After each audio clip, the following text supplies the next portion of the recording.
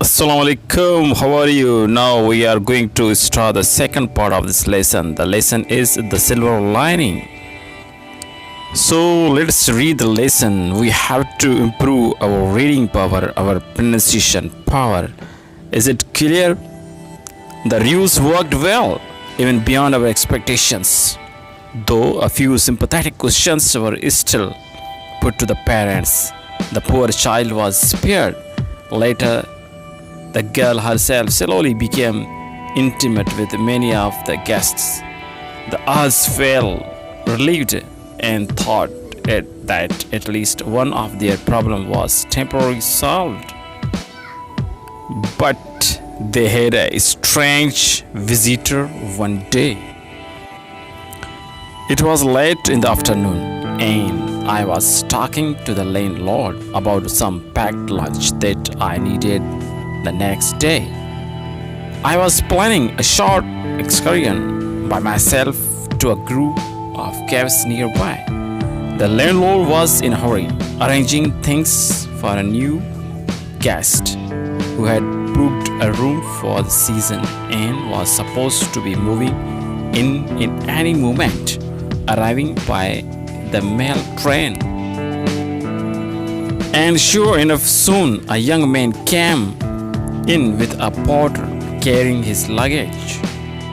He was barely 25, clad in an ill-fitting tweed suit with drooping shoulders and white trouser bottoms. Because of the journey, he looked untidy. His hair, his necktie, his shoes all unkept and needing attention.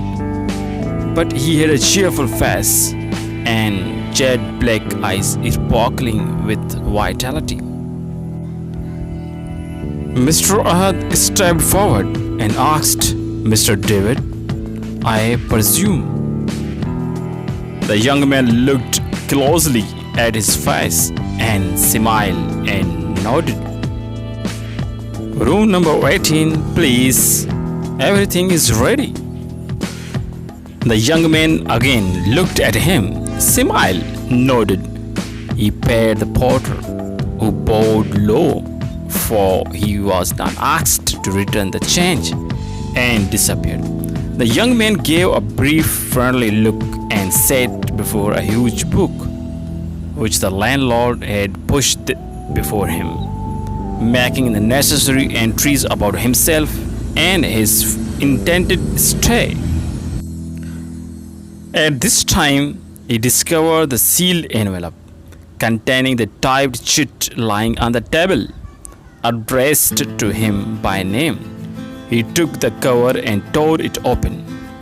This coincided with the entry of landlady into the room. She hurriedly asked her husband if this was the new guest, and having received confirmation, came forward and shook hands with a young man. "Did you have a nice journey, Mr. David?" she asked with her sweet smile. The young man smiled and nodded nonchalantly, as if to say, "Well, neither very pleasant nor very unpleasant.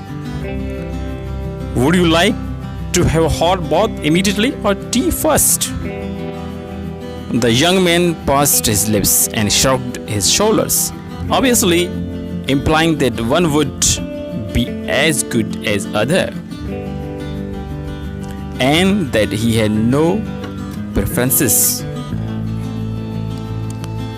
Both the landlady and landlord were by now slightly disconcerted by what they inferred to be their guest's pride and arrogance, since he had no even deemed to reply adequately to their polite inquiries. The young man, meanwhile, took out the typed chit and started reading it. As soon as he had gone through it, he looked around astonished. The little girl, Mahin, was at the moment playing in the courtyard. We could see her sitting near the flower beds. The young man looked at all of us with a smile and darted out towards her. Now this is very strange, Mrs. Ahad cried out in a protest. How rude he is! He shouldn't have ignored our request like this, the landlord put in more mildly. I too was a bit upset, for it was obvious that our effort to save Mahin embarrassment from strangers was going to fail in this instance. After a few moments, we all walked out to the veranda, and I was apprehensive of that impending look of anguish on the faces of the parents and child. The scene that confronted us was something we least expected. The strange young man was reclining on the grassy ground, and the Mohin was sitting on his lap. He was showing her the flowers. And suddenly, like the sound of gun exploding, the shrill animal-like laughter of Mahin burst the air. The parents looked at each other with wonder and amazement. Our daughter has not laughed like this for the years, Mrs. Ahad said. Curious, we watched the two of them who are now walking towards us hand in hand. Mahin ran to her mother and danced about her with joy.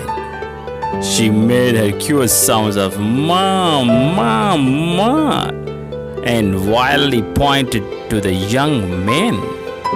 It was Mr. David who came to our rescue. We soon realized that he was deaf and dumb too. His strange, ambiguous silences, his sudden rush for the girl on reading the note, all became instantly clear to us.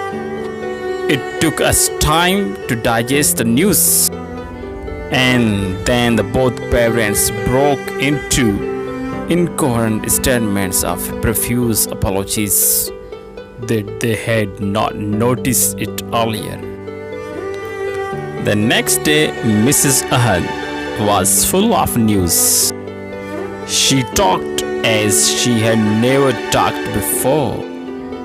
She mentioned the stranger and the plans for the betterment of the mine he had outlined to her and her husband. There were schools for such people, he told them, though they were beyond most people's means. He had himself been educated in one such institution abroad and had now returned to Pakistan to render the same useful services to the others by starting a school here.